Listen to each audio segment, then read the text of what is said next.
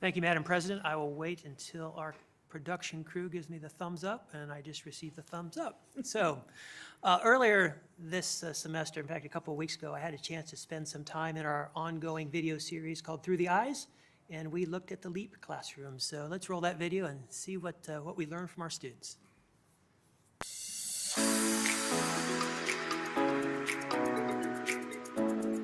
About what you're doing in LEAP. What is this class all about? It's about helping kids learn who are like ahead of their grade. So what kind of things are you learning about today? We're learning about structures, famous structures, and we're learning about podcasts. Podcasts? That sounds fun. What kind of podcasts are you doing? We're doing one about younger kids, and we're going to interview them. So it's called Younger Years Podcast, and we're going to interview them so we can just ask questions about what they're learning. What are you doing today? Good. Yeah. What's your favorite topic in LEAP that you've studied so far? Probably algebra. Wow. Tell me about that. Why algebra? I don't know, because it's like really confusing, but when you break it down, it's like really simple and it's really cool. What is your dream about this class? What do you want from this team? I want them to be well-rounded. Like I want when they leave to not be afraid to like chase their own learning and to be able to challenge the norm and to keep learning when they leave school. That's something all of us can learn. Exactly. It's just fun because it's challenged me because usually in our normal classes, they usually come pretty easy, and LEAP's really fun because the stuff that we learn is always pretty interesting, like the structures and bridges. You know, we were learning about how bridges were made and stuff. Tell me about what you're doing right now. We're working on our podcast for LEAP.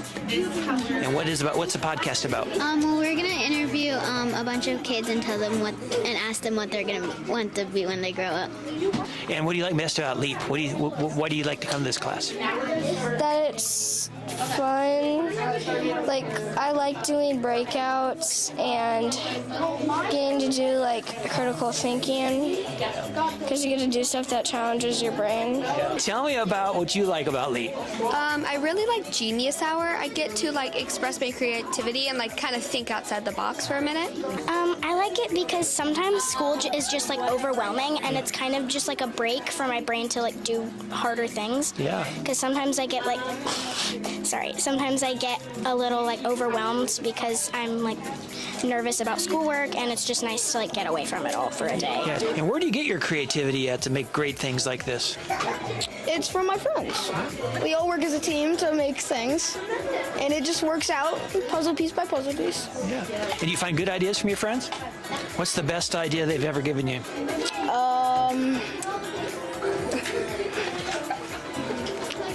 When I started LEAP, Wyatt, I didn't like LEAP at first, but Wyatt told me to stay with it, and 3 years later, I'm still here. That's Wyatt? Yeah. Give it up, Wyatt.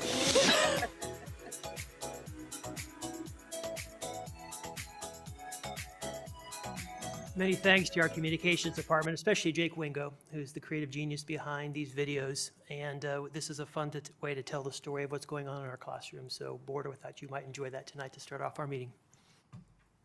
Thank you. On to the 9th grade center update. Dr. Downing. Good evening, Mrs. Steele, Dr. Slagle, board members. Thanks for having me up this evening.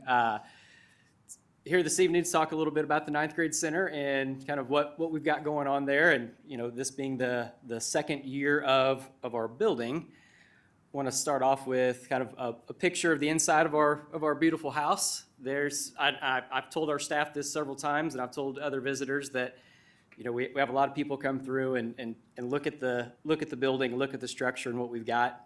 And we've got a beautiful house, but it's the people that make a house a home. And we are blessed with an amazing staff that welcomes our students every single day with the best that they've got and really reaches out to make this a home for our students. So as our staff for this building was identified, we did an activity where I asked each staff member to tell me what their ideal school would look like. And from their statements, from their comments, we were able to pull this word cloud, and these were kind of some of the words that stood out: the ownership, consistency, fun, welcoming, respect, positive, collaboration, community, high expectations.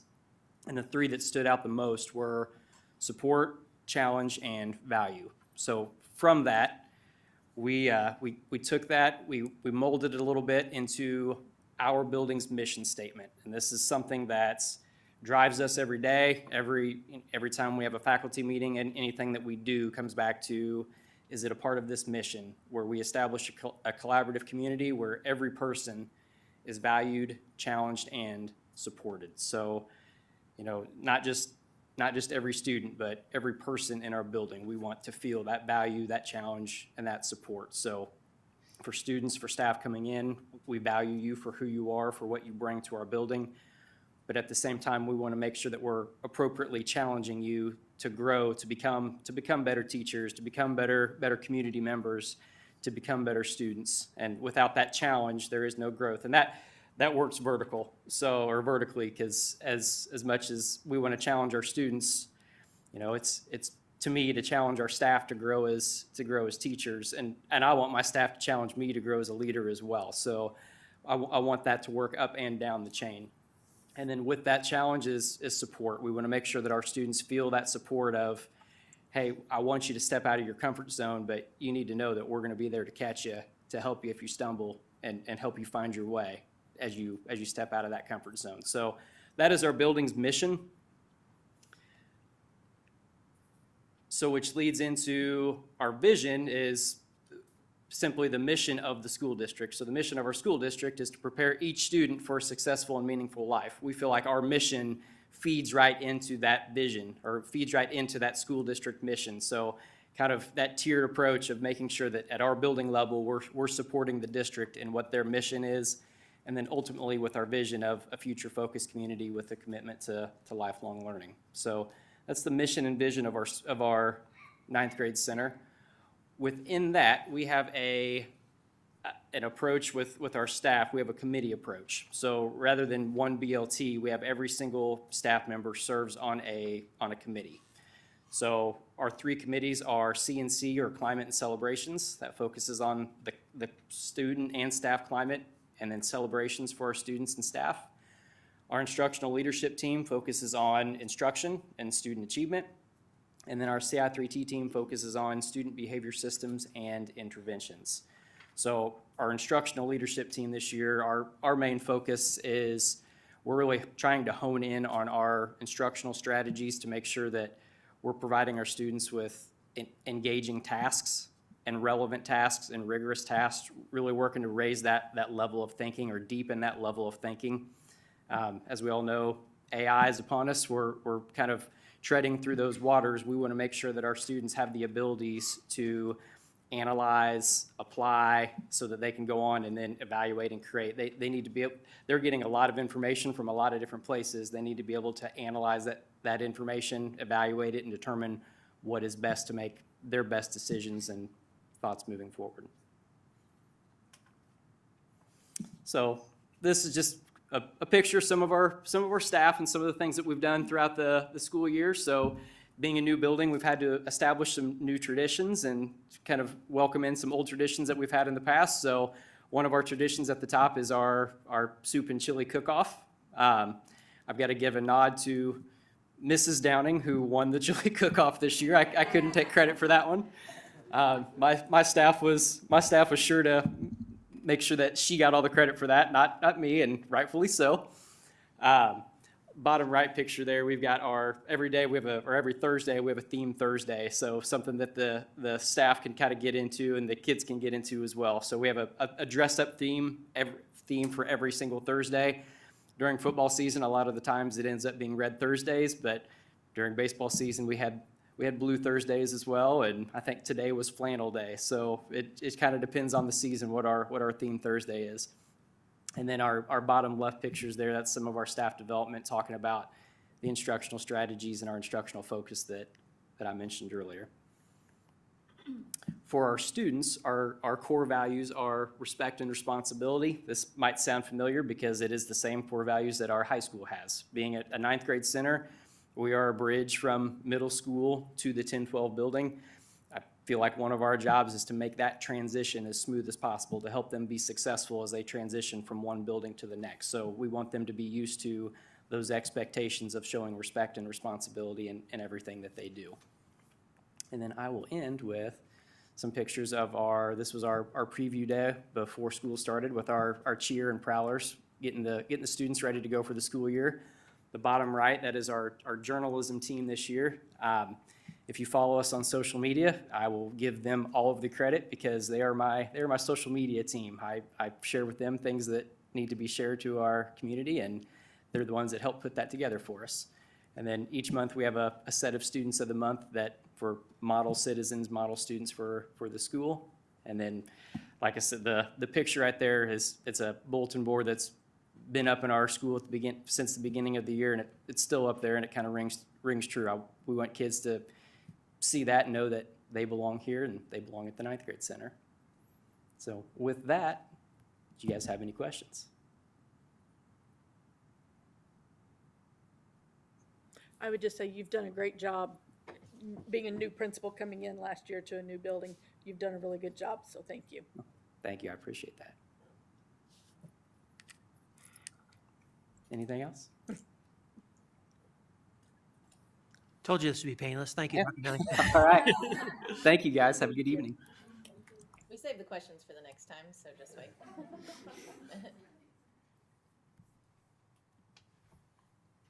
All right, on to the consent agenda. Is there a motion to approve? So moved. Is there a second? Second. All in favor? Aye. Motion passes unanimously. All right, on to informational items. Yes, our first one is a presentation on UFly. And so as we have our presenters come to the front, I just want to board set the table as to what you're going to be hearing.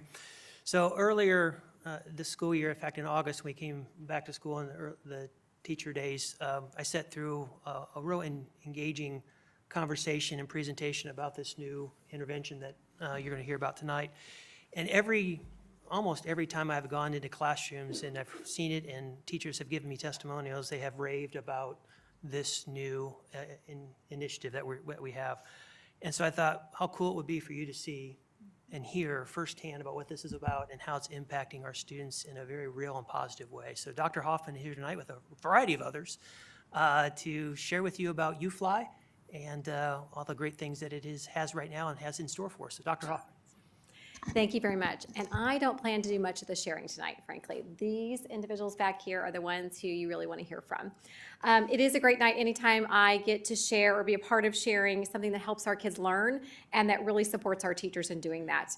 The work that goes on in our classrooms every day and in our school buildings is the most powerful work we can do.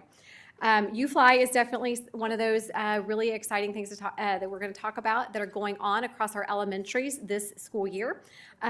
What I know is that we really appreciate how it is partnered along with some of our other literacy efforts that you're going to hear a little bit more about tonight. And it's been a great investment by our school district. I think you're going to hear tonight the ways in which it has really been making a difference, not only in kids enjoying learning and actually seeing some early success in the process as well. We're going to hear from several different roles tonight. You're going to hear from some of our principals. You're going to hear from coaches. One of them is our UFly district trainer. You're going to hear from teachers from a variety of roles and across the district. And a couple of those folks are going to share a little bit about their parent experience as well. So I'm going to kick us off with a quick video, and then I'm going to turn the podium over to the rest of this team. You have some handouts, I think, up there. Yep. Those are our boards that students use in their classrooms every day, as well as some manuals for you to refer to as you might be interested in. So.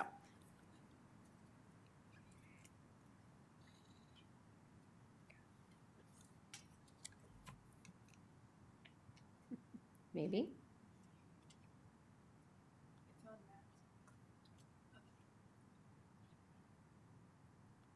Okay,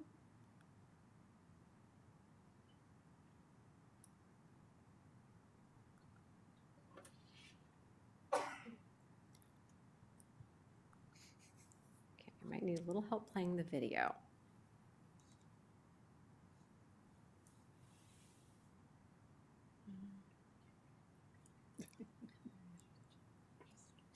Okay, it's a little technical difficulty.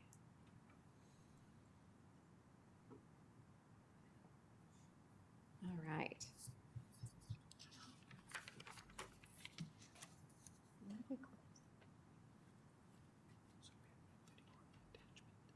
Oh, okay. Okay, great. All right, well, tell you what we're going to do. We're going to see if we can't get that video towards the end. How about this? So we're going to turn it over right now. Change of plans. So Mrs. Brown, principal at Stonegate, is going to tell you a little bit more about the information we have tonight. So go ahead. Hi, everybody. I'm not as emotional as the video, so get ready. I hope you get it because it is a tearjerker. Well, really, I should go to my slide. I had an interesting perspective in our UFly onboarding just because I was a big part of our MyView adoption, and then that journey along the way in the last several years of onboarding UFly on top of that. So one thing that we know is that teachers have one of the hardest jobs ever, and we want to walk alongside them to help them work harder, or work smarter. Please don't work harder. Please work smarter, not harder. And hard, but we know that when they don't have something in their hands to start with, they'll pour hours into making the perfect lesson for their students because that's what we want. We want them to have powerful learning experiences no matter what the time, the effort. And when we don't have something that's high quality resource as a starting point, that really does start to wear on you, and we know that the quality of instruction can kind of differ a little bit from place to place. And so a few years ago, we really took our first big step in our literacy adoption of MyView, and it was so exciting. It was just much needed for so many different reasons. But I think the biggest impact we saw was our students were so excited for reading time again. Our teachers were excited. We were able to give them experiences that they really hadn't had before because there is so much rich text where they get to see themselves in stories and they get to learn about different things that we weren't always providing them with because it wasn't right there in our hands. And so just the wide array of learning experiences kids were getting from the stories in MyView and the way that MyView incorporates collaboration and partner work and bridges vocabulary and comprehension and decodable reading, and all the pieces were fitting together beautifully. Teachers loved the resource because it had so many options. They could still have their power and their voice, but it was really consistent across the board. And then we got to see how they built onto it the next year and how each theme builds K-5, and so kids are coming in excited that I've already learned about this, I've heard about it, I can't wait to know more. But through that, we were noticing that the explicitness of the foundational skills was not really, it wasn't quite enough. And teachers were learning so much, we were learning so much about how kids learn to read, and they were asking great questions, and coaching team was doing a great job to help them build the parts of the lesson that incorporate all parts of phonics and decoding and phonemic awareness, but we really needed something that was much more streamlined, structured, and explicit to make sure that all teachers were empowered to really teach their kiddos to learn in a way that we knew would be effective. So the University of Florida, or let me go back for a minute, but this is just a couple examples. MyView does a really nice job opening the lens to the community as well. So this one over with the South Metro is a community helper project. So we've really gotten an opportunity at the elementary level to partner with a lot of our community and show kids how what they're learning and reading is part of the real world and why would this matter to them, and maybe start to excite them a little bit for the future and their lifelong learning. And the other one is an activity that a lot of kids did to tie together. This was an activity about when the wolves were taken away from Yellowstone and what happened to different populations. So again, that all stems from MyView. And then in comes UFly, because we were really realizing our K2 especially just needed something more systematic. And the University of Florida has this amazing, it's been so well received, it's been so exciting, where students really who need the explicit instruction needed their teacher to be able to do those things, and it's engaging, it's short but oh so powerful. We started integrating it. I know the coaching team and teachers worked really hard to make sure the alignment was there and what does it look like with what we already have, because we didn't want one more thing for teachers. What we found was this was definitely not one more thing and just the thing we were looking for. So UFly has several different parts, and I believe Jill is going to talk a little bit about that. But this gives kids the tools to read and write and spell, and we know that those foundational skills of decoding and phonemic awareness couple right together with reading comprehension, and you really can't do one without the other. We've really already, I know it's only been a quarter and a little bit, almost, I can't believe it's gonna be December. But wow, the gains, and I was in kindergarten this week, and watching them write sentences is just mind-boggling and exciting, and there's so much power that the kids are excited to write. They're excited to show what they know, and it's just been so powerful. And then on top of that, our teachers, having effective teachers is the number one thing for effect size for kids learning, and they feel empowered. They've been given so much amazing training, pouring time in to make sure that we're all comfortable moving forward. So that's kind of how we got to our journey, but you'll get to hear from teachers and kids on the video just about how UFly has helped them as well. All right, and now we're going to try the video.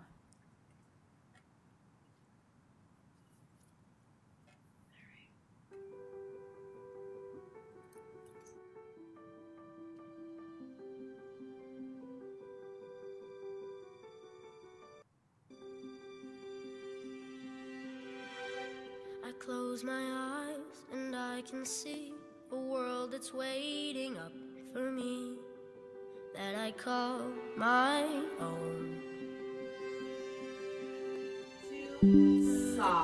Every day, young learners walk into our classrooms with curiosity and excitement, and with UFly, we're giving them the tools to unlock the world of their reading.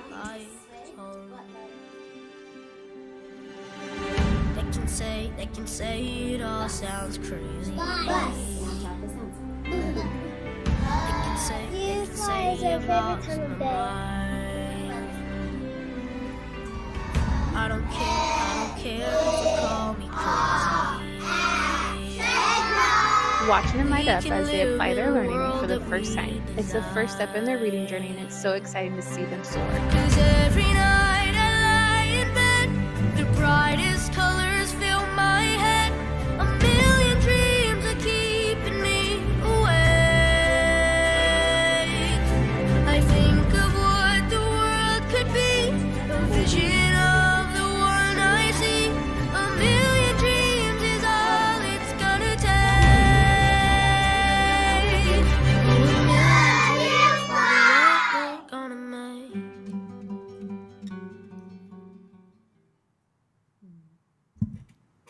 All right, I'm going to say thank you to Ashley Renfro. She is one of our instructional innovation coaches for putting that video together for us, but it features teachers from around the district and classrooms around the district as well.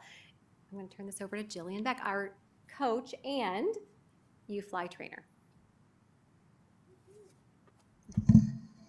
Hi everyone, I'm Jill Beck, and I'm an instructional coach, like Dr. Hoffman said, and I love UFly. Anytime I get a platform to talk about UFly, it's my favorite time, and I'm so glad I got to go after that video. I'm still trying to blink my tears away.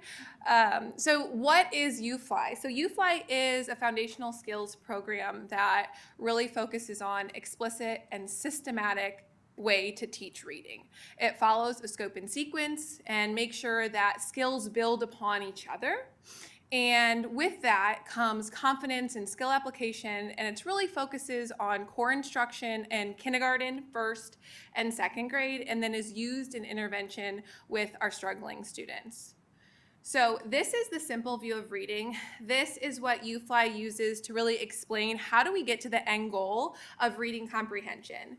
So decoding is really the ability to look that letters have sounds and those sounds make words, to read the words on the page, while language comprehension is understanding that those words have meaning within context. So that is thinking about vocabulary, background knowledge, and then when we put decoding and language comprehension together, we get reading comprehension as the outcome. So it's talking about how reading comprehension isn't a skill we teach, it's a product of all of the skills that we have taught. So when we look at this view, we want to think of our language comprehension piece as really coming with my view. That's really understanding, digging into text and understanding words in context, while decoding, really looking at those words on the page and knowing letters have sounds. That's where this UFly piece comes to. And when we take decoding and language comprehension, when we take UFly and my view, we're able to get a proficient RAPEC reader. So this way, we're able to teach the 360 view of the full child. So again, thinking about the simple view of reading, when you have no decoding skills and no language comprehension skills, you're not going to be able to read. You're not going to be able to comprehend what you read. But if you have decoding skills and you can read the words on the page and understand them, you have reading comprehension. But sometimes we might have the ability to read the words on the page, but we have no idea what we've read. We still won't get to reading comprehension. We need both pieces in order for the student to fully understand and get to that end goal, which is reading comprehension. So this would be an example of a student who has a great vocabulary, has great oral communication skills, and understands when language is spoken to them, but they're not able to read the words on the page, so they can't access reading comprehension. So when our kiddos walk into the door and sometimes they struggle with poor comprehension, I think we need to think of it as like Swiss cheese. There's a hole. We have to be able to identify that hole to provide targeted instruction so that we can really close that gap. They may have a hole in fluency, in word recognition, in phonics, in decoding, and it's our job as educators to be able to be brain surgeons and figure out where that piece is and how can we provide that instruction. And the funny thing about our brain is that we were never supposed to be able to read. We have to teach reading through systematic and explicit instruction. So that is where UFly comes in. It really provides the tool for us to be able to teach reading in a simple and clear way. So again, back to that simple view of reading, when we put my view, being able to understand vocabulary, background knowledge, words within context, and UFly being able to read the words on the page, we're able to get to that end product, that goal of a proficient RAPEC reader or reading comprehension. Now, this is an outstanding quote. This is the American Federation of Teachers. This is a national union. They did a bunch of research, and they now estimate that 95% of all children can be taught to read by the end of first grade. And when this is done well, through systematic and explicit instruction, students are not only able to read sooner, but they're able to read with less struggle. So we're literally giving them, here are the tools to be able to teach someone to read, and when we do that well, it can happen earlier, less struggle from the student, and less struggle from the teacher. This is my favorite photo. This is a photo from UFly, and this is exactly what UFly is. It's really shrinking that red space, and what that red space is decoding. So it's mental energy in decoding. So when our brain is taking up so much space to really read the words on the page, we don't have access to the blue space, which is reading comprehension or making predictions or having an emotional response to our reading. Think about reading a college level text or a chemistry textbook. You're just trying to figure out what the heck those words mean, and you're not really able to dive deep into it. So UFly really teaches skills so that red space can shrink and we can get to the more fluent reader where you're able to read the words so fluently and authentically that we can make predictions, that we can make inferences and take up less mental space in that decoding. This is the goal of UFly, to then shrink the red space so that we have access to the blue space. Isn't it beautiful? It's what we're doing. So how are we doing this at Ray-Pec? We're doing it K through 12, and I'm so excited to be a part of this mission. I truly believe that we're changing kids' lives. In elementary, we're using this as core instruction in kindergarten, first and second grade. It's an intervention for our struggling students, and we're also using it in our special education department. And it was so well received that Dr. Coleman called me and was like, we need UFly in special education for kids who cannot read the words on the page. It's not specific to a grade level, it's specific to an ability. So we dove into some training with East and with South, and this last week we just finished our follow-up coaching model where I co-taught with the middle school teachers as well as a couple other coaches, and they are kicking off UFly in the middle school as well as in the 9th grade and high school. Their training is actually on December 2nd. So we're so excited to be able to empower readers at every level and give kids the gift of reading. So when we put a tool or a resource in front of teachers, we want to make sure that that is paired with training. We're not just going to give them a book and have them walk back to their classroom and figure it out. So we provided a 6.5-hour intro to UFly training before the beginning of the school year, but we've also had multiple follow-up trainings throughout the school year during our professional learning days, during our collaborative teams. I even had the honor to speak at the AI Summit, where we talked about UFly and how to implement it in the classroom. And the AI Summit session was closed within the first 24 hours. It was at capacity, and it was filled with Ray-Pec leaders as well as readers from across the state of Missouri. And they reached out to us later and was so excited about our training and the things that we were doing here at Ray-Pec that they wanted to come see it in action. So actually a neighboring school district came to an elementary building recently and got to see UFly in action, and they were amazed by our sweet little kindergarten babies who can write so crisp and perfectly, and first graders who are reading multi-paragraph decodables, and staff that were excited about teaching. And one of my favorite reports that they said is that, wow, they all have the same language and wording. Well, that's because it's explicit and systematic, and it is right there. This is how you teach reading. And it really is that simple, but we needed to make sure we had that training so teachers had that confidence to implement it in that way. But I was happy that we were able to partner with neighboring districts and be able to share the gift of reading with not only Ray-Pec, but with other students, because reading is important for all.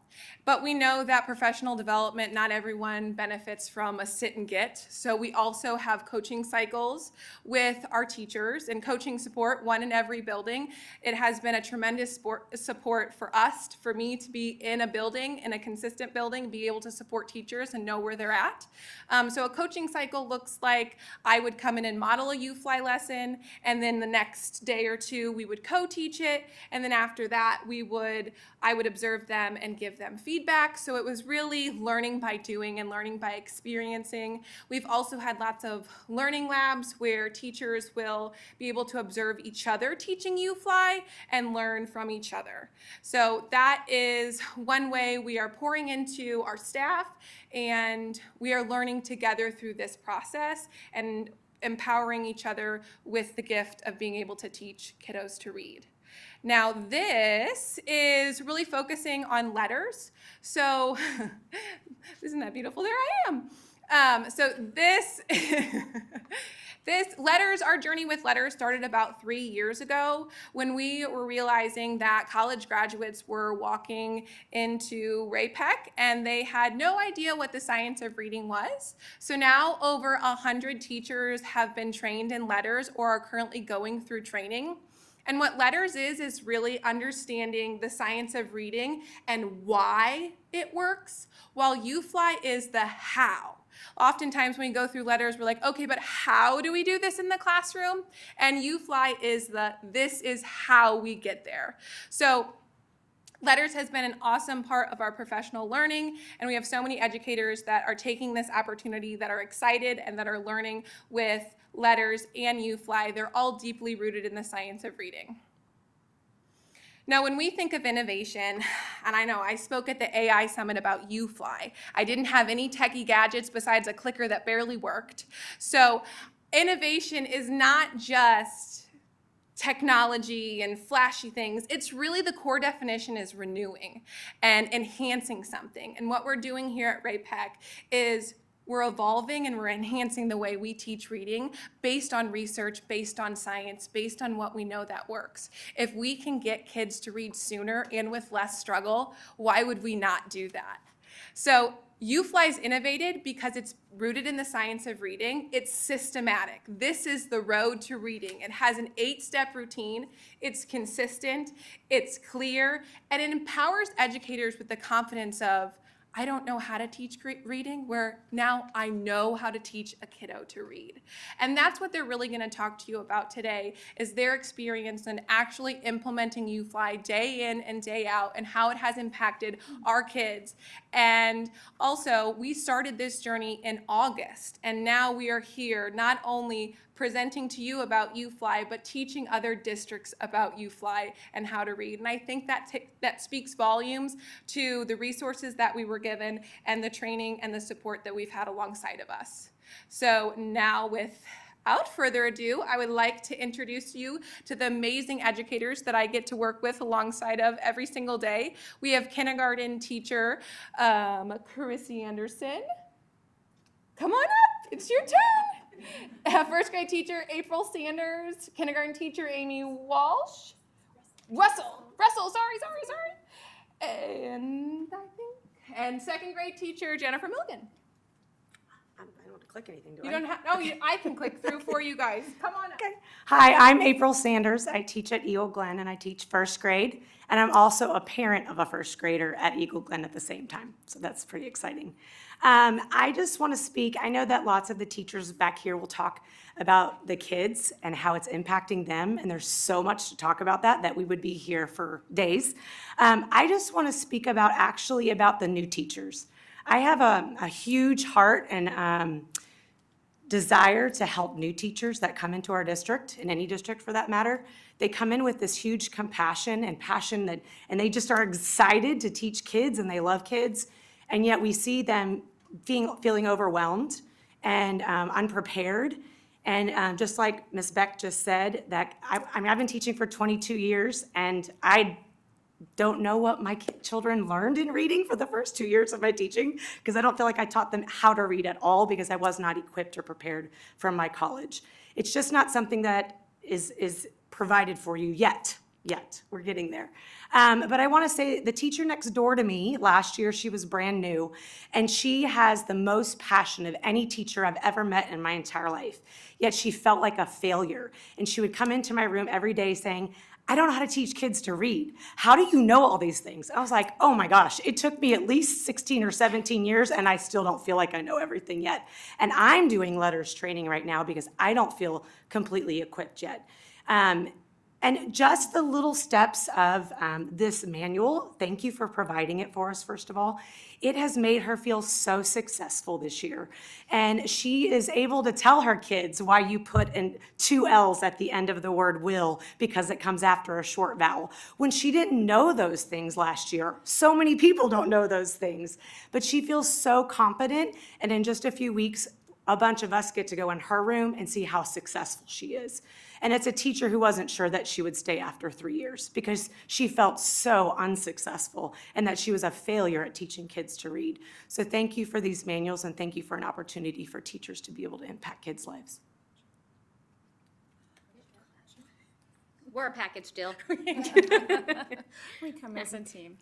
I'm a kindergarten teacher at Timber Creek, and I have 31 years of experience of teaching. I'm new to the district, and it's interesting because the district that I came from, very similar to what your district had been going through. We also were 3 to 4 years into my view, discovered that we were working way too hard trying to find phonemic awareness activities to provide some consistency to our students.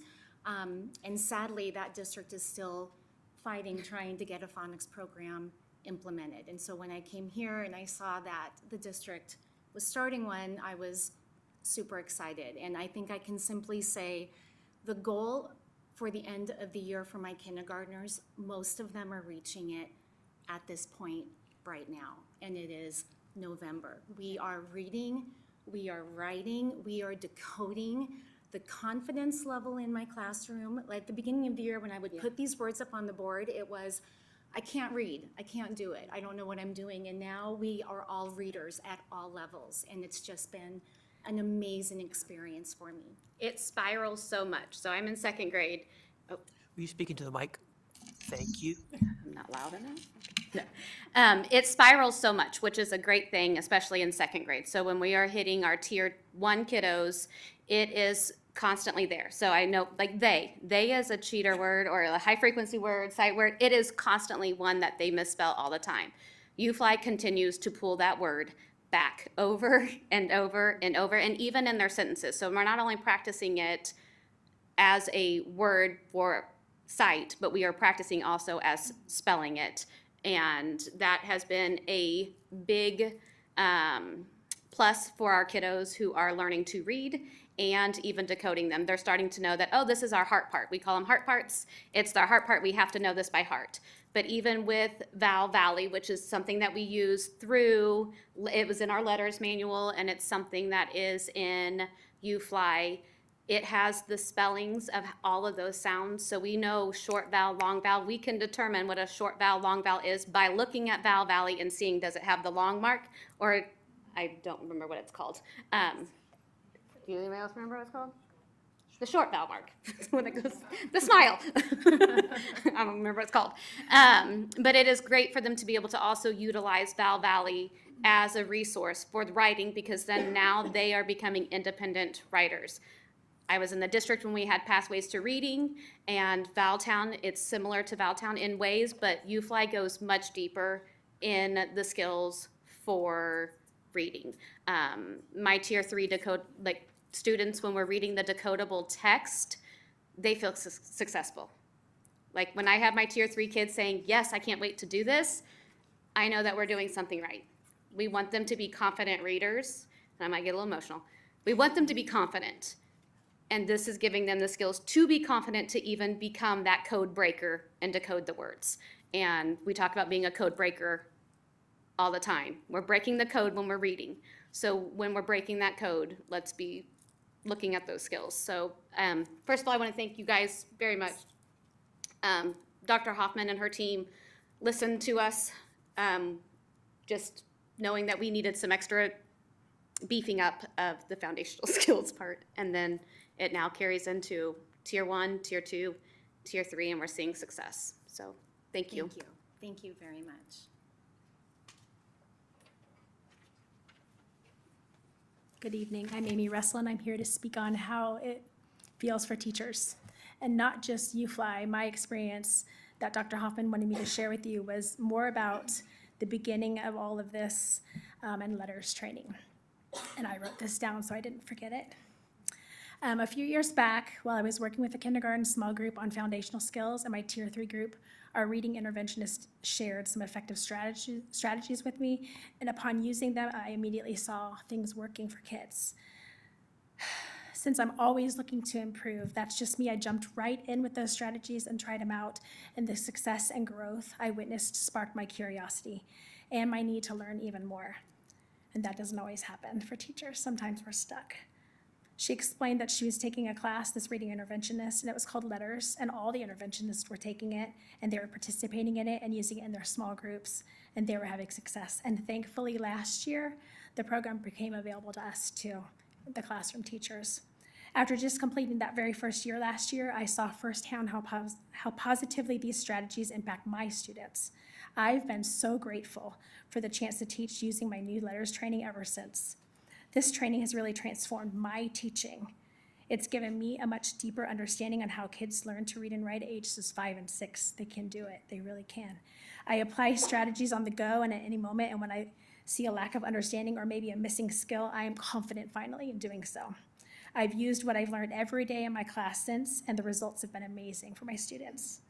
Honestly, the course has completely changed my approach to thinking and teaching for the better. It's been so much more beneficial than any college course that I've ever had, and I've been doing this a long time. I'm especially thankful for the wonderful experiences, and you may not know that, but our trainers are Julie and Abby, and they provide wonderful resources during the letters training. I couldn't express enough how much I appreciate this opportunity and had to share that with you and Dr. Hoffman. My journey to enhance my teaching has truly been fulfilled. I'm forever grateful for the learning opportunity, and I'm so proud of the growth of my own growth and that of my students. So thank you for caring so much about us as well.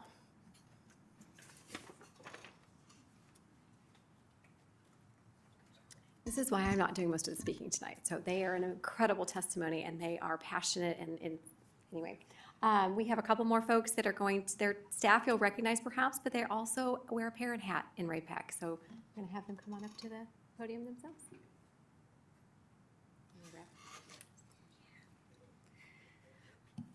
Thank you for having us. My name is Stephanie Cox. I am a first grade teacher at Eagle Glen, but I previously have taught kindergarten the last couple of years.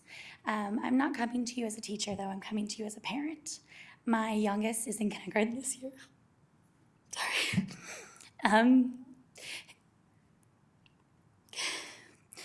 Finny, my daughter Finny has high-functioning autism with ADHD. She is a wiggle worm all the time. UFly lets her move while she's learning, and she's thriving. My baby is reading, and that is a huge deal.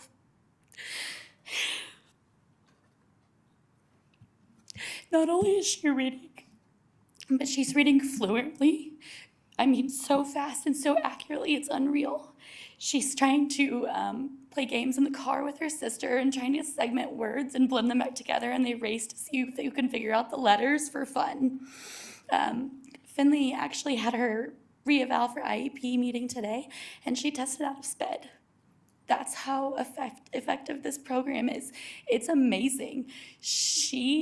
The confidence that she has gained as a reader is phenomenal. Not only is it helping my youngest, my second grade daughter had fallen behind a little bit last year in reading. She was mixing up her short vowels and her long vowels, and we were working on that. Her teacher has started tier 2 with her, and then I've also done some stuff at home, and she's choosing to read at night on her decodables in her chapter book instead of watching a TV show, which sounds ridiculous, but what kid wants to give up TV for, reading? And she's doing that, and she's only 7, and that's such a big deal to a mom. That didn't come from me. I wish I could have filled that gap, but that came from UFly. That came from the foundations that we were given to help her and support both of my girls.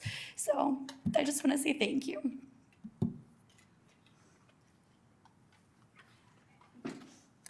Hi, I'm Erin Schmidt. I'm a special education teacher at Bridal Ridge and a parent of a second grader. I was not expecting to get the news last year that that our son qualified for an RSP. As a special education teacher, hearing that, you feel like you failed as a partner in their education. And so to hear that, I was like, okay, what are we gonna do at home? What can we do to partner with the teachers? And so it caught us off guard because he came in knowing his letter names, letter sounds. We thought we got this, he's gonna knock it out of the park. But we quickly realized in kindergarten that he struggled with recalling sight words and sounding out very simple words. It was a struggle. Every night he came home, that 20 minutes of reading, he would fight us tooth and nail. He would ask, is the timer done yet? Is the timer done yet? So last year we saw a little bit more progress. But this year, something changed.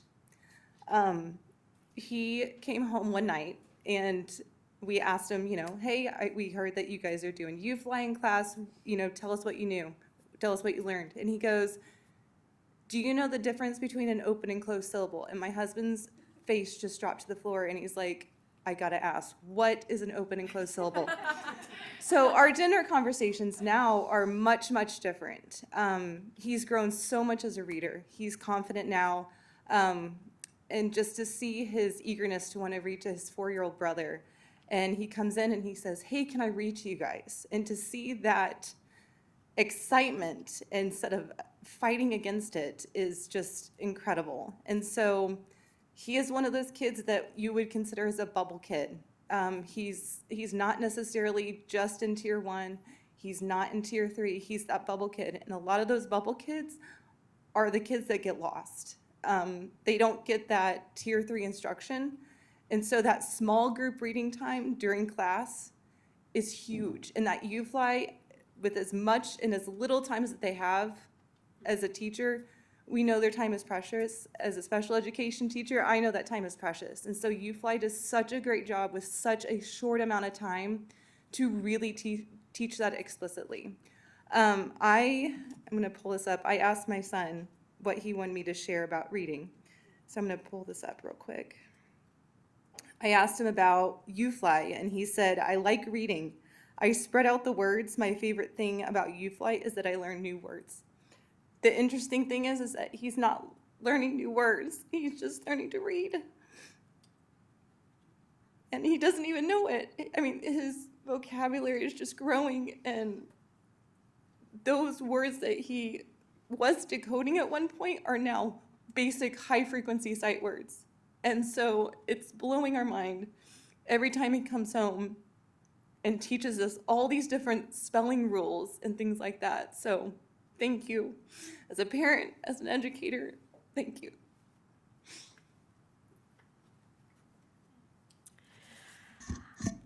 I'm going to wrap us up. Someone has the clicker. The clicker. She wants the clicker. Oh, sorry. There are a lot of tears in the room, I think, this evening, and I will say they are tears of joy and gratitude. And so it has been my pleasure to be able to support the staff in helping to bring a resource like UFly into their hands, but they are doing the heavy lifting. They are doing the passionate work.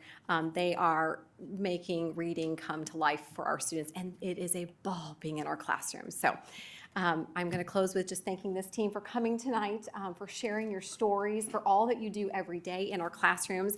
We have a parting gift. These are wands that you will see if you are in a classroom where UFly is being taught, and in many other sections of their day as well. But these are very important tools that the teachers use, and you are going to be able to walk away with one. So you keep it or feel free to gift it to a teacher in your life, but thank you for this time tonight to share about UFly.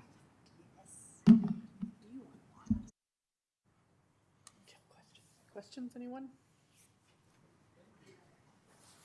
The passion that I see in all of you, and I know a lot of you, is amazing. And I'm going to speak for all of us that that's why we sit here and do what we do. And a lot of times it's rubber stamp, like, okay, they said they want it, we'll get it for them. But this warms my heart, and I love all of you. And I want to learn to read again. And I opened just this random book, and I was like, that's why some letters are S, but they sound like Z? Like, really? We just called them tricky words and used Voweltown, and, like, it's just amazing. So I just want to say thank you.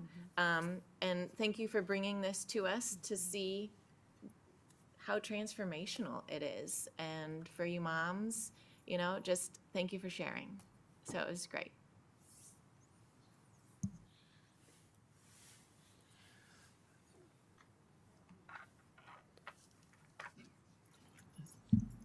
Dr. Coleman would like to share a little bit about what it looks like at secondary currently.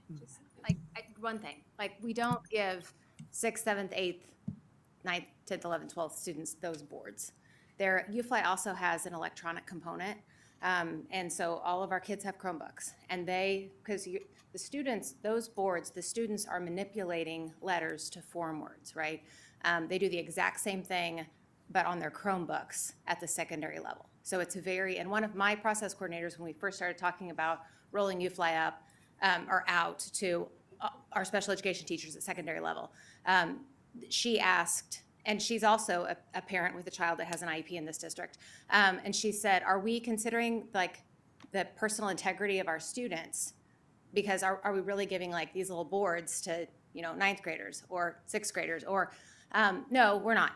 So I wanted to frame that also, so that also speaks a little bit to the diversity of the program, and how we can really differentiate and give all kids exactly what all kids need and deserve. So that was it. I just wanted to say that.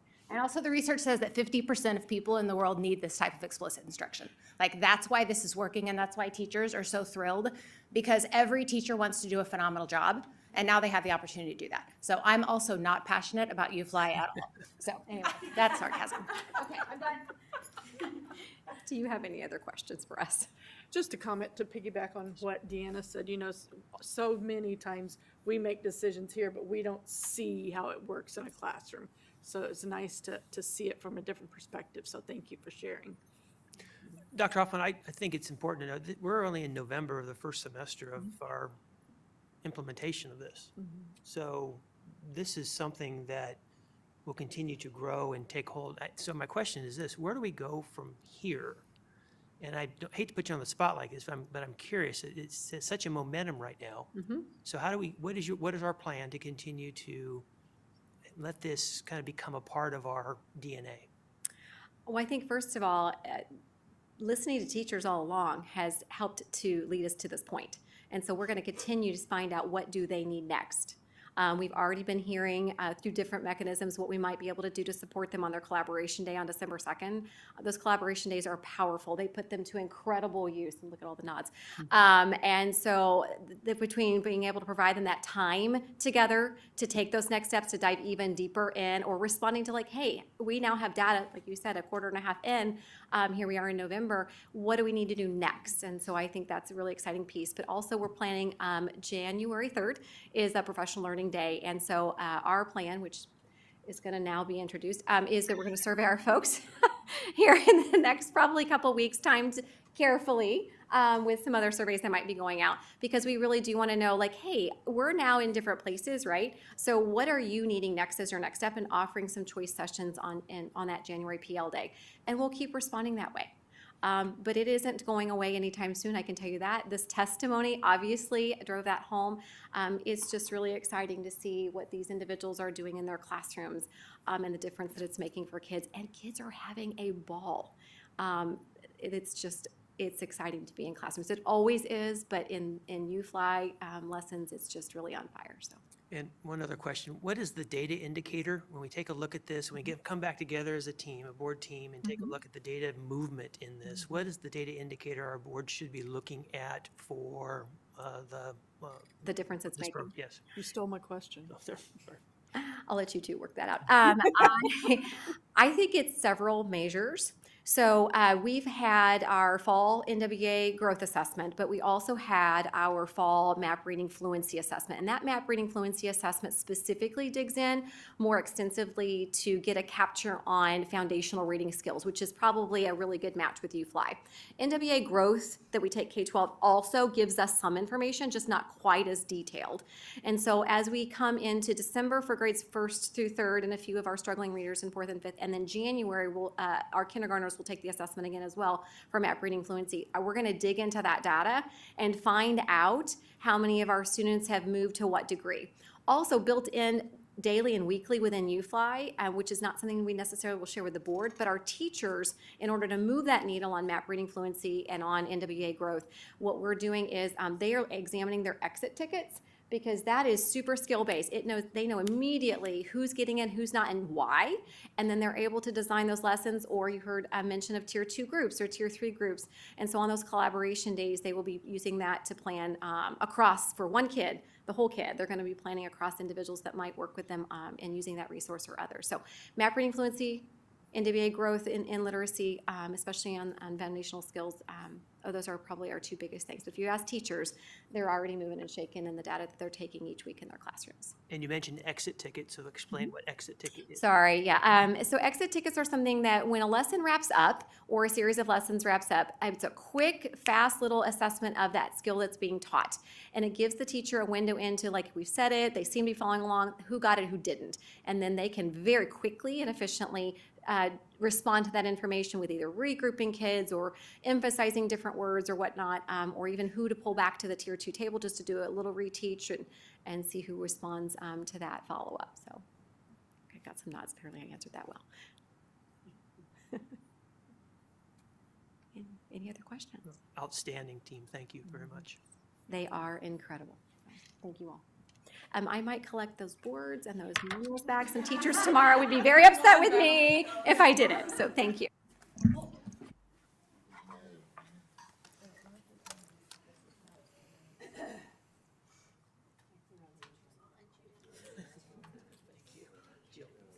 Mm-hmm.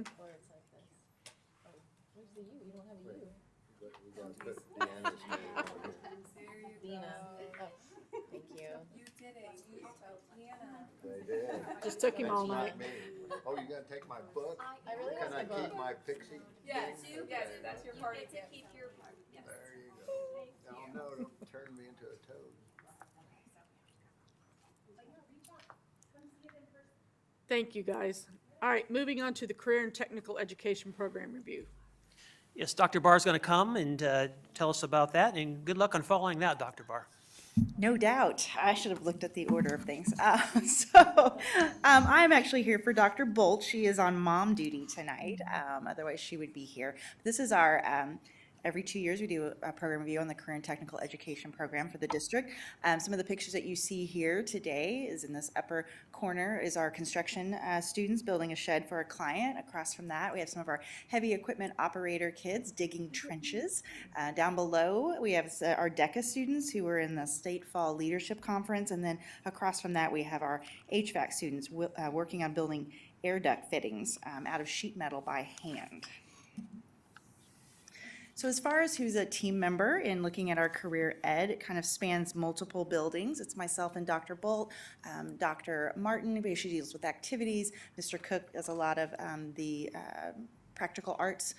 He oversees those. Obviously, Abe Lewis at the Lead Center.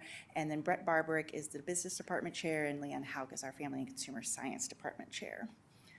So in regards to program impact, our program is comprised of several different areas you can see. It's FACS, marketing, business education, industrial tech, Project Lead the Way, and Lead Center kind of all come together.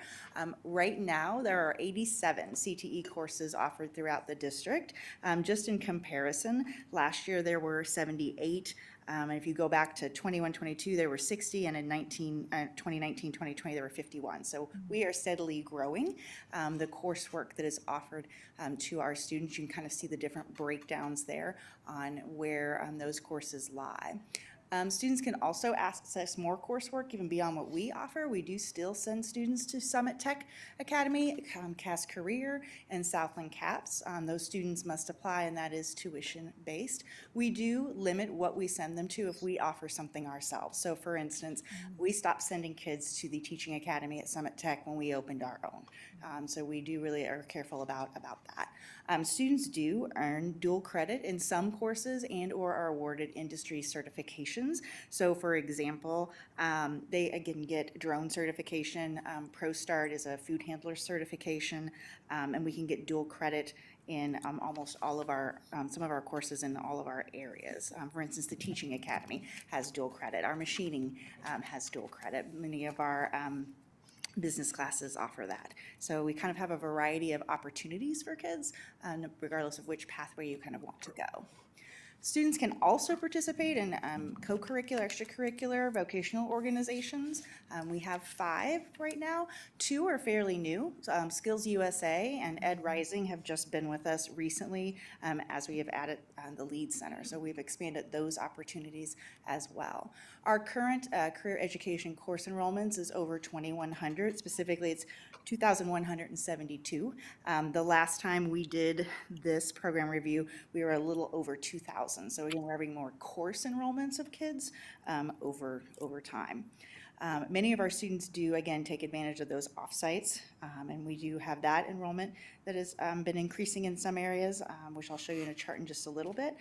Expansion of Lead Center definitely has increased our enrollment. You'll see the drastic increase in enrollment in a table I'm about to show you. We also have opportunities and enrollments in things like our drone program, which is housed at the regular high school or traditional high school. And then they, again, have opportunities for that dual credit. In regards to student enrollment, you can kind of see from program review to program review, because this really is looking at some of this year's numbers, but some of last year's numbers. Our Summit Technology Academy enrollment has increased. Our CAS career has decreased. We do believe some of that's because a lot of our kids are going to the Lead Center. And you can see back in 21-22, we did not have a Lead Center. Our latest numbers are 204 kids at that Lead Center, and we do anticipate, based on the fact that applications are already being filled out by students even before Abe has been making presentations, that number is going to continue to increase in that. Again, our Southland CAPS numbers also are going down, but again, we don't feel like we are serving less kids. We're serving more kids. We're just keeping more with us instead of sending them out. That being said, we do maximize all the slots that we possibly can. So every student that qualifies for CAS Career or Summit Tech, we do find a way to make that happen. So I know that's kind of a question sometimes is, have we ever had to turn away a student because we don't have enough money or tuition to pay for those programs? And that answer is always no. We always find a way to have a kid go to the programs that they qualify for.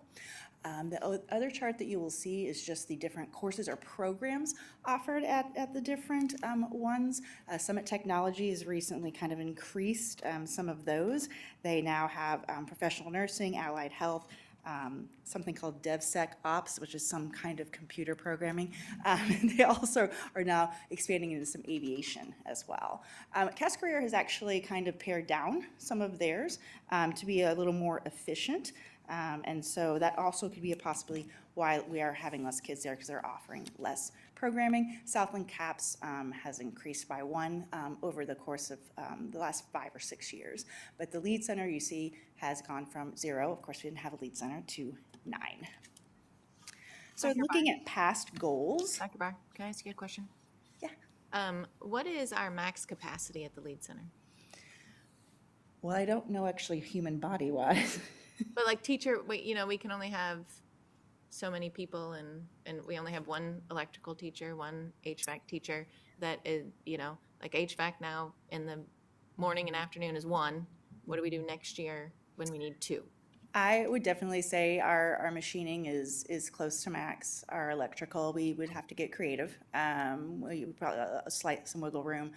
We have a little more room in carpentry and HVAC, but I do anticipate that will continue to tighten as that program becomes more popular. We currently will have room in heavy equipment operators, but again, that's going to continue to tighten. So there will be a time, I believe, when we will meet capacity in those programs, and then we're going to have to, as we're already starting to look at, okay, then what can we do at Ray Peck High School, or maybe what can we do at the 9th grade center, but how can we then utilize other programming to further extend opportunities?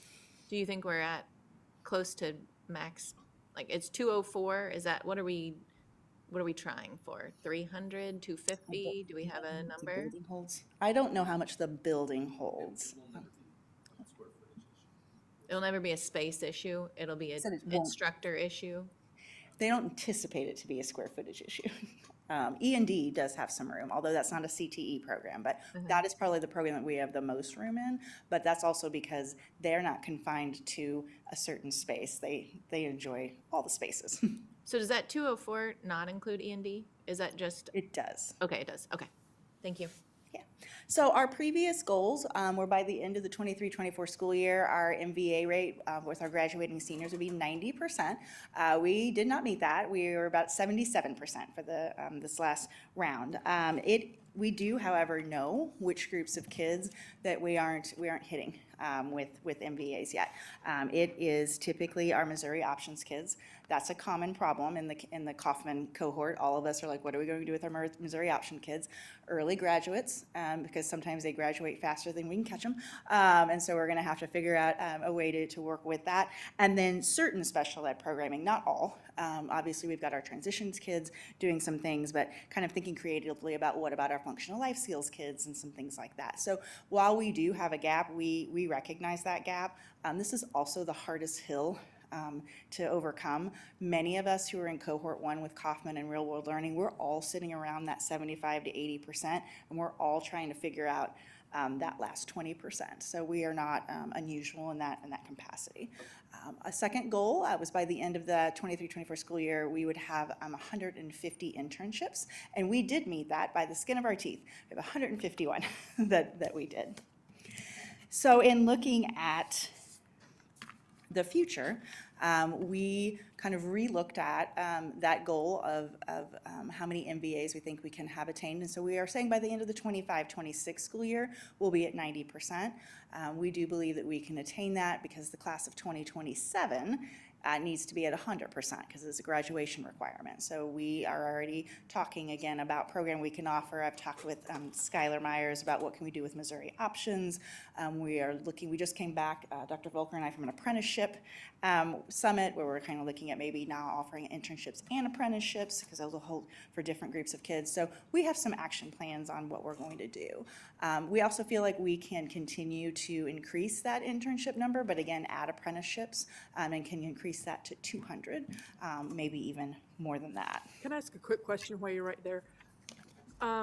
Thinking as equity, are students that maybe can't drive themselves or whatever, are we still able to offer them the internships, apprentice, some of those options that maybe they can't drive themselves? So that's still something we have to work at. We have, I know, had some, at least one student that's had some transportation issues that the teachers work really hard to try to find something, a business nearby, or can you have a friend? And so I would say that those issues are very far and few between.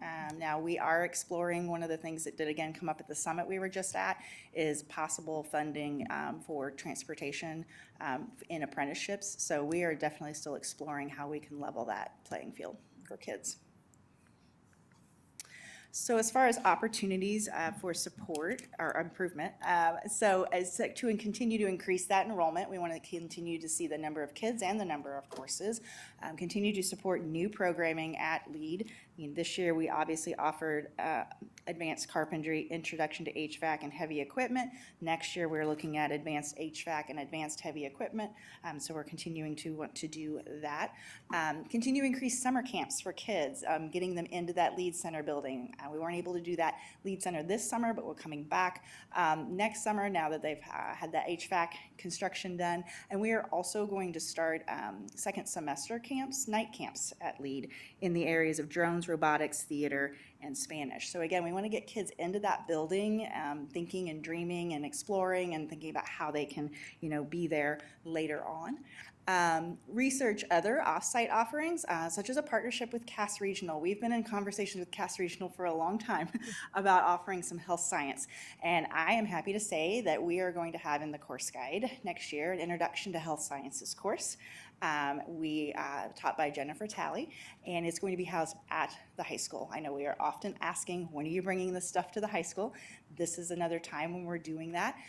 We are going to combine science and English, have it focus on medical terminology, get it on that table that nobody knows how to say. I practice. Natamage. But get them exploring different fields.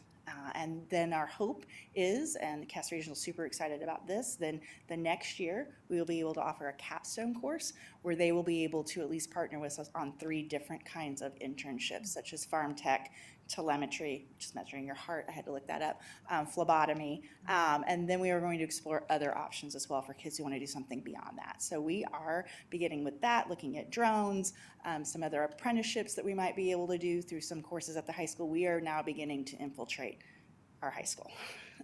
So that's exciting. We want to continue to rebuild and expand on Project Lead the Way opportunities. We do have some rebuilding. We had some teachers retire, so that's new training, so you've got new people.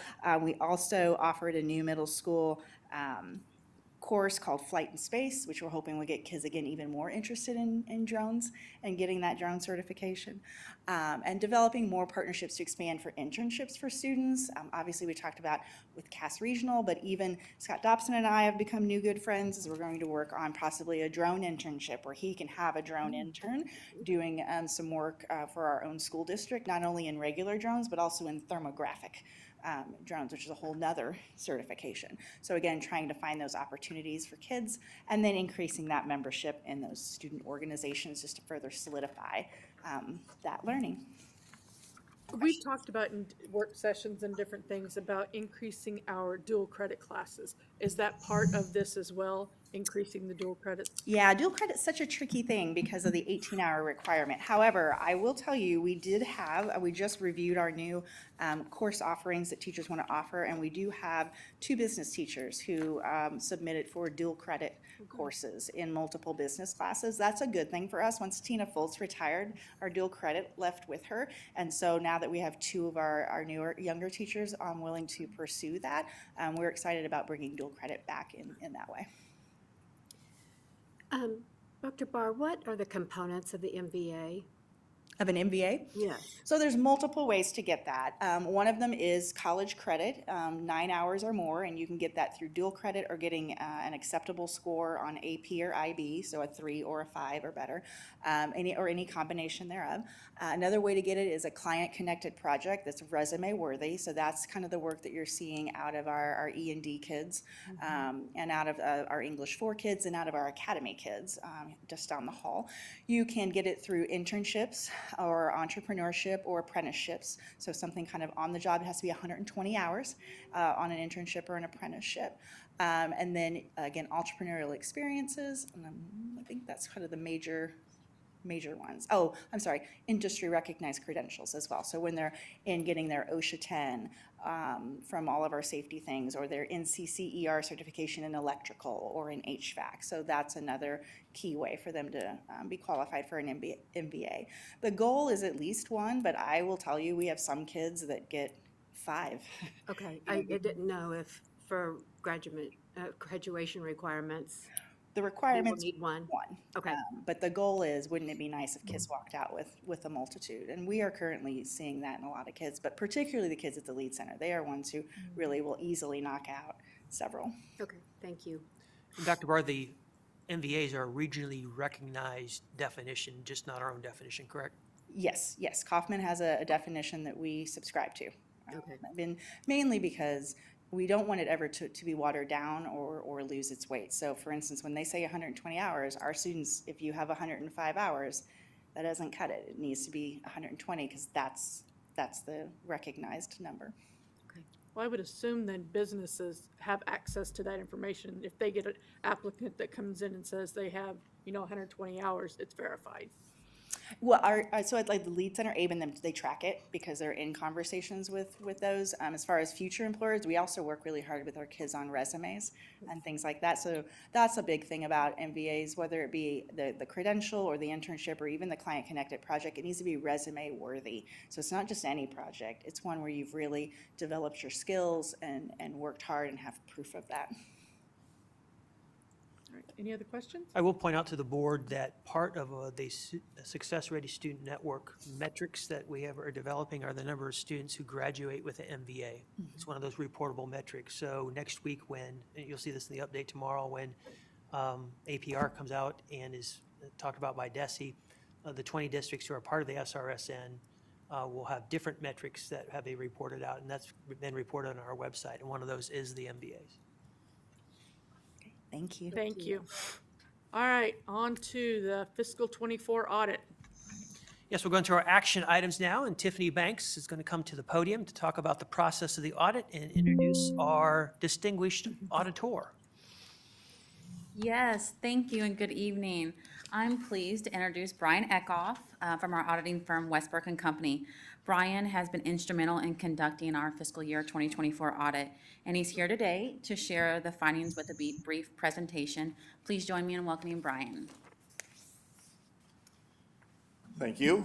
As you said, I'm Brian Eckhoff with Westbrook & Company. We're going to do a brief overview of the financial statements. If you have any questions as I'm going through them, don't hesitate to stop me and we can kind of address them as we're going through. On the screen, you'll see the independent auditor's report, and you can see the red box says presented fairly. So this is a clean audit opinion or a good audit report. So this is exactly what you want to see in your audited financial statements. This is the statement of activities. It's kind of a different financial statement because it has your expenditures down the left-hand side, offset by revenues through the middle of the page to show a net cost down the right-hand side. We usually highlight food service and community services. Food service during COVID, everybody was making money on food service. We're now back to the normal world where we're losing money on food service. You can see there it was about $342,000 this year that it cost the district. And then your community services was about $717,000. That's your before and after care, preschool, things like that. This is the balance sheet as of June 30th. You can see we had about $47 million in assets between the three funds. Special Revenue Fund, that is your teacher fund. Standard practice in school districts is to take that to a zero balance at the end of the year. So your general fund was at $33.5 million, debt service was $10 million, and then your capital projects fund was at $3.6. And you can see at the bottom the various fund balances, and we'll talk about those. On your general fund, DESE has a requirement that you're supposed to spend so much money on professional development every year. If you do not meet that requirement, there is an amount you have to carry over. Your amount this year was about $83,000, so that's the restricted amount. Also, you had approved various purchasing contracts prior to June 30th, and you can see those are between the general fund and the capital projects fund. So those would be the things that were approved prior to the end of the year but not paid. In the assigned, in the general fund, you can see the food service balance. So during COVID, you were making money on food service, and DESE says that you're required to track that balance and then spend that down. This year, obviously, we lost money on food service. After another couple of years, that food service balance will be gone and you won't have to worry about it, but until it's gone, DESE requires you to track it. And then you had about $1 million in student activities. That's your clubs and organizations and things, the balances that are in their accounts. And then the remaining balance in your general fund is unassigned. That's the $31 million. That's for day-to-day operations of the district. Your debt service fund is always shown as restricted because that's restricted by your bonding agents. And then in the capital projects fund, the amount that you had not committed prior to the end of the year, so the remaining fund balance in your capital projects fund is always shown as assigned because that is for future capital projects. This is the statement of revenues and expenditures. You can see we had about $105 million in revenues and about $118 million in expenditures. However, if you look down in the red box, you can see the general fund, which is basically the operating fund of the district, had an increase of $5 million this year. So a good financial year for the district. The big decrease happened in your capital projects fund where you spent down your fund balance by $19.5 million, which was a planned expenditure based upon those bond proceeds that were received in prior years.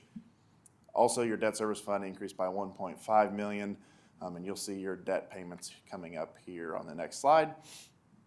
So we started the year with a little over $100 million in debt, ended the year with $95 million in debt, paying down about 5.6 this year, and you're going to be paying down 6.2 in the current year you're in.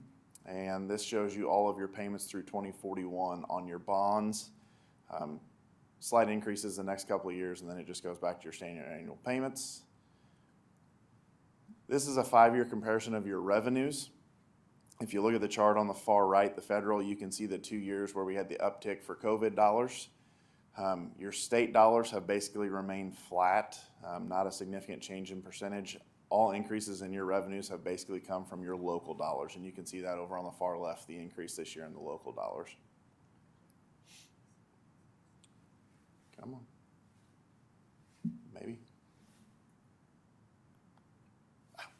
There's a 5-year comparison of your expenditures. Overall, your expenditures have remained, when you look at the entire pie of your expenditures, they've remained about the same. They're all increasing about the same percentage. So if you look, your salaries and benefits increased by roughly $6 million, I believe. So that increase was basically the same amount percentage-wise as the rest of your expenditures. So your 70% of your overall expenditures was salaries and benefits.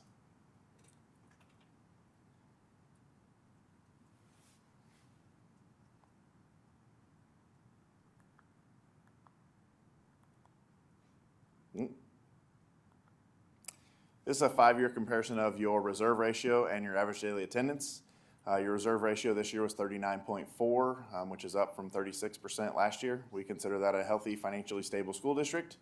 And your average daily attendance this year was 5,938, which was up from 5,890.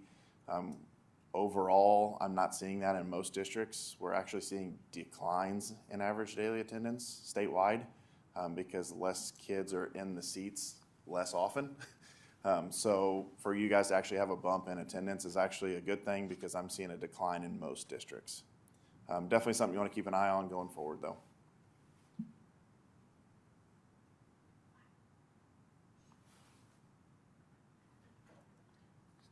It's real slow. Okay, the slide we passed over was the state slide for state laws and, there we go, state laws and regulations. On this one, we look at your Missouri statutes. If we have any violations of the statutes, we bring it to your attention, and you can see here it says it's fairly stated, so this is a clean opinion on the state side of things. This is the report on internal control. While we're here, we don't do an opinion on internal control, but we look at various internal controls. We use it in risk assessment, and if we come across any deficiencies, we bring it to your attention, and you can see here it says we did not identify any deficiencies in internal control. You expended more than $750,000 in federal expenditures, so you're required to have a uniform guidance audit, also known as a single audit. We have to give an opinion on that, and you can see at the bottom of the page, we did not identify any deficiencies in the federal side of things. And this report gives you the summary of those federal, it's called a schedule of findings and question costs. There were no findings, there were no question costs. I wish they'd changed the name of the report. Unmodified means clean opinion or good audit report, so exactly what you want to see. No all the way down, except for the bottom one, means there's no findings, no comments. Towards the bottom of the page, you can see that we tested the Child Nutrition Cluster and the Education Stabilization Fund. And then the very bottom one, did you qualify as a low-risk auditee? It's marked no. When they wrote uniform guidance, they wrote it for accrual basis financial statements. 99% of the school districts in the state of Missouri are cash basis financial statements. So you will never qualify as a low-risk auditee for the federal program side of things. Don't change to accrual basis financial statements, stay cash basis. Just know that we have to audit a higher percentage of your federal programs because of it. And this is the federal comments, none and none, obviously exactly what you want to see. So no federal findings, no state findings, no internal control comments, basically as clean as you can get there. Good financial year. We had a couple of items that we came across that were immaterial. The first one is the Medicare calculations. When the payroll software was rolled, there was a mess up or a hiccup on the payroll calculations on the Medicare wages for some employees. So we're telling you that you need to monitor that and make sure that whenever we roll it every year, everything calculates accurately. And then the one on the bottom one, that is a pat on the back for ourselves. When we're here, we look at your transportation expenditures, and there's an overhead allocation that you can do to move part of your administrative salaries to transportation if you are efficient. You guys were efficient, so we were allowed to make a journal entry, and that's the only journal entry you'll see that we made. And by doing so, we were able to save the district $39,000 in state aid as additional transportation funding just by making a journal entry to move some salaries and benefits to transportation.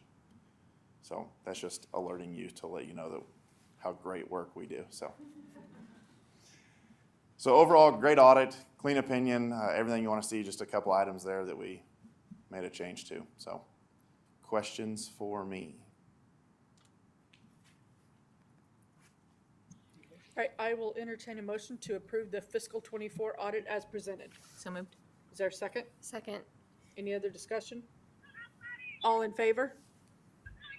Aye. Thank you. Motion passes. Thank you for being here tonight. Thank you. All right. Thank you for waiting so long, too. No problem. All right, on to the Integrated Learning House. Yes, Scott Dobson is going to come to the podium. He's got 4 items as we kick off the Integrated Learning House, and Board, I think you've seen the social media post today of the landscaping that was being moved out of the way and the dirt work that was being moved to make way for the integrated learning house. So exciting times, Mr. Dobson. Yep, correct. Yesterday, we were proudly able to break ground, if you will, which was just essentially on this being a slab home. We were able just to remove the top layer of sod, remove that from the property and bring in some rock dust just to help us throughout the winter be able to excavate a little cleaner and hopefully not have as many weather delays since we're getting started here in the wintertime. With that, like Dr. Slagle said, we have several bids to bring to you this evening. The first one being for the lumber for the integrated learning home. This will be for the lumber and the window package. We took that out for a public RFP, reached out to many of our local vendors throughout the Kansas City area. We had only one bidder that wanted to submit on the project, and I'd like to bring that to this evening for approval. Any reason why you think we only had one bid? I do not. We did have several phone conversations with many companies. We did receive one late bid, but that was it. All right, I will entertain a motion to approve the bid for lumber and windows for the integrated learning house from Midwest Lumber in the amount of $38,144.91, plus a 10% contingency for any unforeseen circumstances. So moved. Is there a second? Second. Any other discussion? All in favor? Aye. Motion passes unanimously. On to the footings. All right. As our got the lumber and everything secured now. Now we need to go ahead and get a foundation put in for the home. We again solicited a public RFP for this process. We had 3 recipients respond to this RFP. We are suggesting Heron Laughlin as the low bid or the apparent low bid on this, and that is simply, I know it seems a little odd there on the paper, they did include many other facets that we would have to go ahead and secure from the other vendors. So they put more of a comprehensive bid together, bundling some items, and we did see some cost savings there. So we are electing to move forward with them. I'm happy to answer questions on that one. I will entertain a motion to approve the bid for footings for the integrated learning house from Heron Contracting LLC in the amount of $34,847.60, plus a 5% contingency for any unforeseen needs. So moved. Is there a second? Second. Any other discussion? All in favor? Motion passes unanimously. All right, the plumbing. Yes. We also solicited a public RFP for the plumbing for the integrated learning home. We're happy to report we got 2 bids on this one. We had a lot of interest on this. The prevailing wage definitely kind of ran this cost up just a little bit, but we are happy to report as of today, we have some very good partnerships coming ahead on this project that I'll be able to bring to you in the coming weeks. I'll be really exciting about this. With that being said, we're recommending She Digs It as our plumbing contractor for all the utility work and the plumbing work on this project. All right, I will entertain a motion for approve the bid for plumbing materials and labor for the integrated learning house from She Digs It LLC in the amount of $59,403 plus a 5% contingency for any unforeseen circumstances. So moved. Is there a second? Second. Any other discussion? I have a question. Oh, yeah, go ahead. Sorry. Absolutely. Are these all women? It's female owned. Really? Okay, Yep. Yep. They are WBE. okay. Very cool. All right, any other questions? All in favor? Motion passes unanimously. All right, now to the flat work. All right. It's kind of our final step to go ahead and prepare the slab with all of our ground rough, our footings, and lumber. We need to go ahead and put down the finished slab for the home. With that, we solicited a public RFP again. We had multiple vendors reach out, and then we solicited or ended up just getting the one bid on that one. We do feel comfortable with all of our unit costs on these bids, so we are electing to move forward with that as a recommendation. All right, is there a motion to approve the bid for concrete slab flat work for the integrated learning house from Heron Contracting LLC in the amount of $45,970.80 plus a 5% contingency for any unforeseen circumstances? So moved. Is there a second? Second. Any other questions? All in favor? Motion passes unanimously. Before we move on, go ahead. Thank you, Mr. Dobson. I'd let you, board, remind the board that Scott's going to be the general contractor on this for the school district, so appreciate your efforts there. Also, if you note the funding source for each of these projects, they're capital projects / partner donations.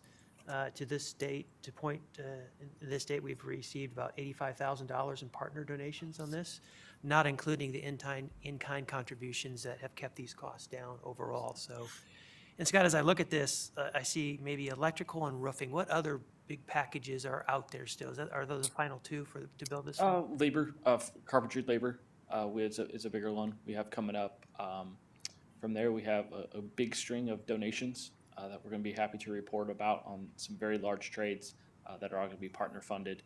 And then also the Lead Center students are going to be doing a fair amount of that work, pretty high dollar trades. Lead Center students are going to be doing in-house. That is both electrical and the HVAC 100% with donations of all the material and all the equipment for all those trades. Excellent. Thank you. That's awesome. Thank you for your work on that too. Yeah, no problem. Thank you.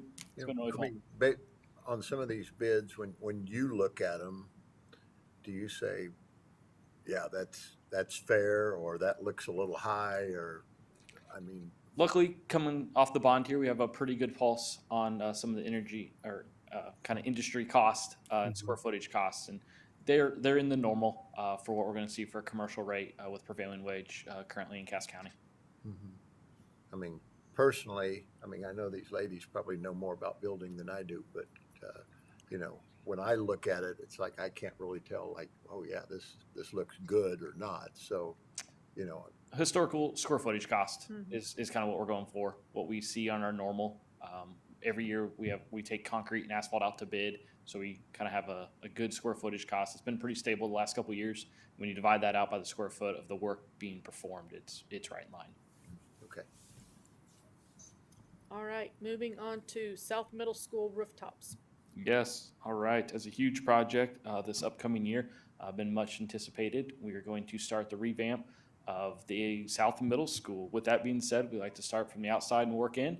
One of the first projects we want to start is all the HVAC replacement of the facility. There are 52 rooftop units on that facility. This year, with all in-house labor, I want to emphasize on that one. That is, we estimate probably about $1.5 million to 1.7 million cost savings going to be to the district over that entire 52 units. This year, I haven't quite figured that out. Probably about $700,000 to $800,000 this year will be a cost savings with all in-house labor to go ahead and install those 31 units that we're proposing to install this year.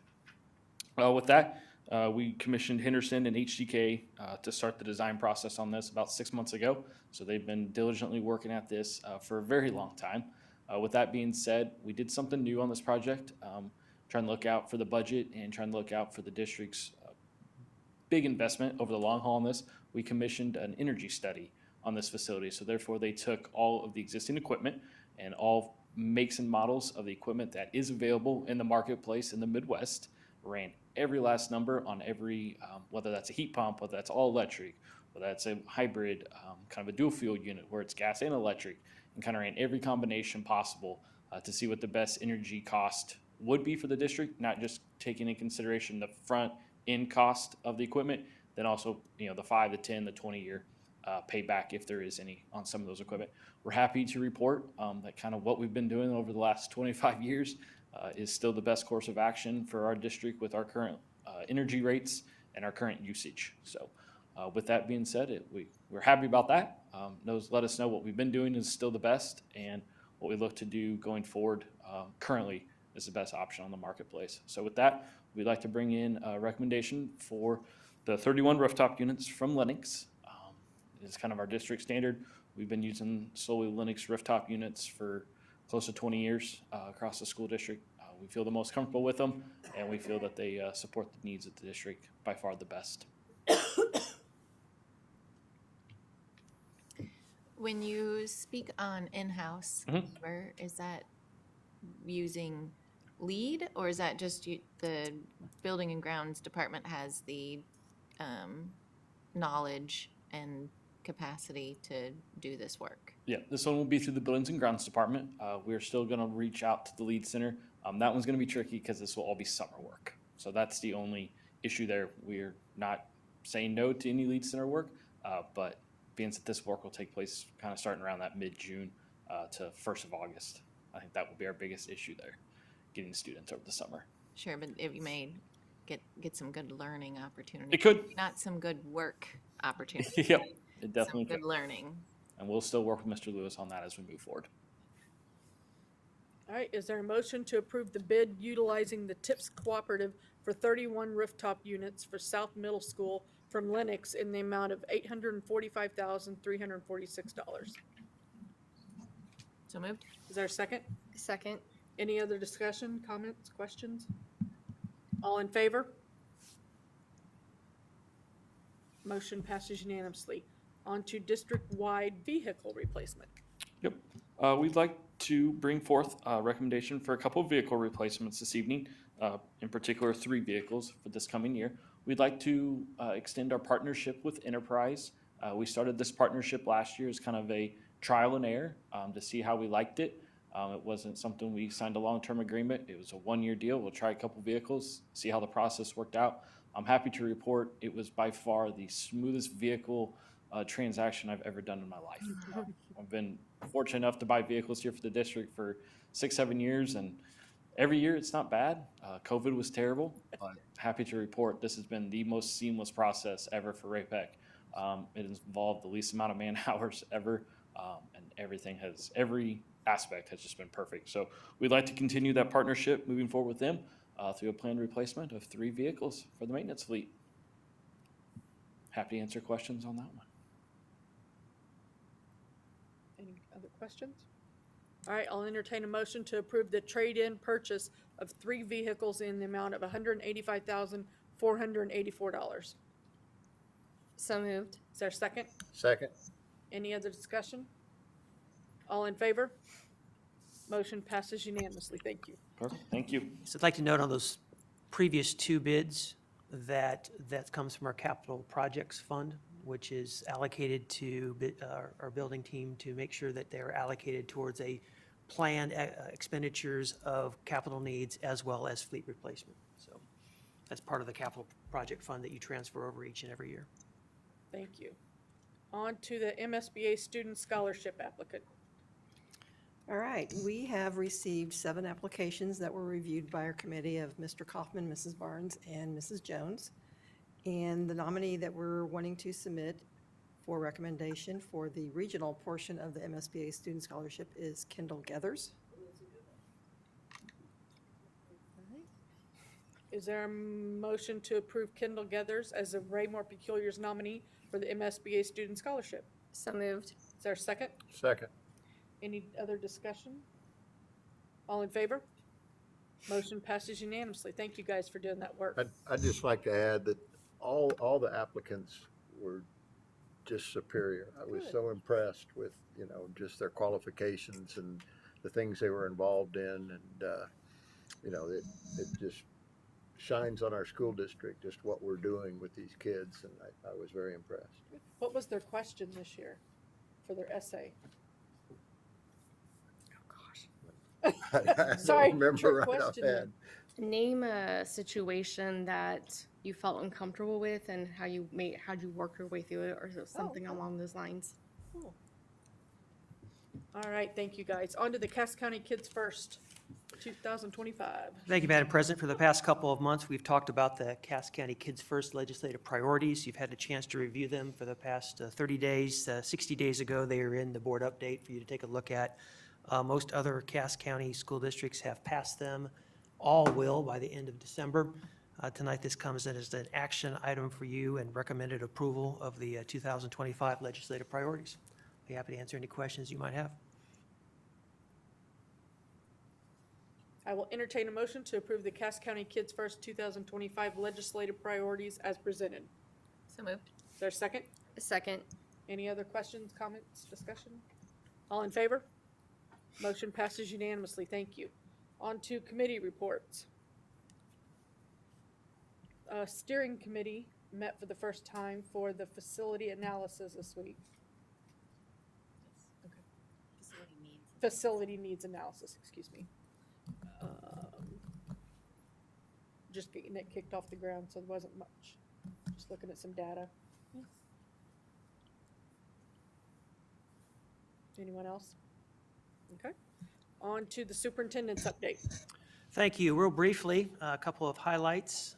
First of all, the PAC had its first musical tonight. For the next 4 days, Joseph and the Amazing Technicolor Dreamcoat will be in the theater. So I've had a couple of text messages since we've started that the experience is amazing with the sound quality at the PAC. So I can't wait to see it tomorrow night. My wife and I are going tomorrow night, but it will be shown through Sunday afternoon. So be sure and get out there if you can. We are ending the American Education Week. And so treats were delivered to each of our buildings, as well as Ruth Johnson sent an email message to all staff members at the beginning of the week. So I wanted to commemorate that information as well. Thanksgiving meals. Tomorrow will be the final Thanksgiving meal that our Child Nutrition Services has served. Thousands, literally thousands of students and parents and grandparents and all kinds of family members across this district. So last one is tomorrow at Creekmore. Special thanks to our Child Nutrition Services Department for putting together an awesome experience, a tradition here in Ray-Pec for all of our students and parents. Veterans Day plans, I wanted to commemorate and thank all of our schools for the great Veterans Day celebrations that we have had over the past week or two. And lastly, I want to end on a little bit of a somber note. We had a teacher who passed away a couple of weeks ago, John Shaver, here at the Ray-Pec Academy. Our prayers and thoughts go to his family as they continue to grieve during this time. Want to commend the Ray-Pec Academy, as well as members of ASC and other parts of our organization who reached out. That is a tremendous impact on a staff, tremendous impact on our students, and the way that we are able to wrap our arms around kids and our staff members to care for one another was nothing short of amazing in what we needed at that time. But did want to acknowledge the passing and acknowledge the response of our team. So thank you. All right, on to Board of Education comments. I just want to say that me and Dr. Schlegel visited Timber Creek last Friday, and we got to witness the U-Fly in action, and it was amazing to see the kids' faces light up when they were unlocking sounds from Valtown. And there was one teacher in particular that I will always write my E's like this. It was like, hit the ball, run the bases. So they had so much fun, and it was amazing to see that in action. Very cool. All right, anybody else? All right, on to calendar of events. Our next meeting, December 19th, regular meeting at 7 p.m. And having nothing else, we're adjourned.